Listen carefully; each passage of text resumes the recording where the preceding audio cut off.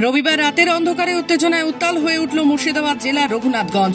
অভিযোগ, কোন রকম কারণ ছাড়াই সাধারণ মানুষের উপর লাঠিচার্জ চালায় সীমান্তরক্ষী বাহিনী বিএসএফ। ঘটনাটি ঘটেছে রঘুনাথগঞ্জের মিঠিপুর ষষ্ঠীতলা এলাকায়। স্থানীয় সূত্রে জানা গেছে, রাতের দিকে এলাকায় টহল দিচ্ছিল বিএসএফ এর একটি দল। সে সময় কি কারণে তা স্পষ্টই হয়নি, হঠাৎ করেই সাধারণ মানুষকে লক্ষ্য করে বেধড়ক লাঠিচার্জ শুরু করে জওয়ানেরা। এই ঘটনায় অন্তত কয়েকজন গ্রামবাসী আহত হয়েছেন বলে জানা গিয়েছে। ঘটনার খবর ছড়িয়ে পড়তেই এলাকায় ছড়ায় চরম উত্তেজনা। প্রতিবাদে রাস্তায় নেমে আসে স্থানীয় বাসিন্দারা, বিক্ষোভে ফেটে পড়েন তারা।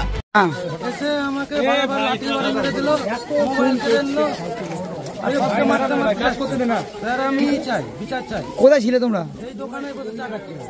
আমি বাড়ির ওখানে বসেছিলাম, ফেসবুকটা ঘাঁটছিলাম। মানে এটা আমার গেটের সামনে আমি বসে আছি, আমার বোন প্রেগনেন্ট, আর আমার বউ ওখানে বসে আছে, মাও আছে। আমি স্যার আপনি মারছেন কেন? কোনো খায় মাঝি এসে কে বুঝে তোকে কেটে দেবো, গাল দিচ্ছে, মা বোন গাল দিচ্ছে।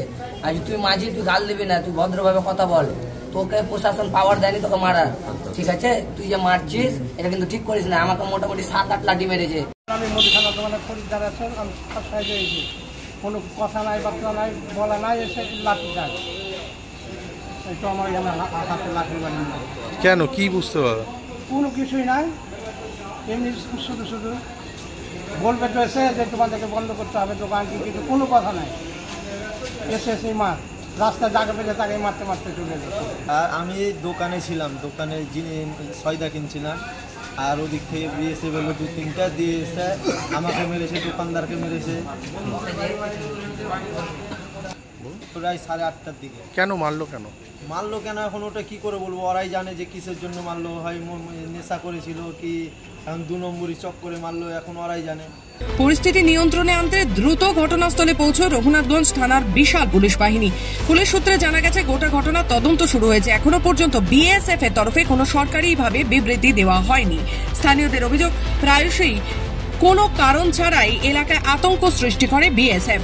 এদিনের ঘটনা সেই নির্যাতনের চূড়ান্ত উদাহরণ বলেই মনে করছেন গ্রামবাসীরা। ঘটনাস্থলে পৌঁছেছেন রঘুনাথগঞ্জের বিধায়ক তথা রাজ্যের বিদ্যুৎ প্রতিমন্ত্রী আখরুজ্জামান। বিএসএফ অতর্কিতভাবে এসে লাঠিচার্জ করে এলাকার 10 জন যুবক, 10-এর অধিক যুবক বিএসএফ এর লাঠির আঘাতে তারা আহত হয়েছে। তাদেরকে হসপিটালে ভর্তি করা হয়েছে। আমি খবর পাওয়া মাত্রই আমি এলাকায় ছুটে আসি।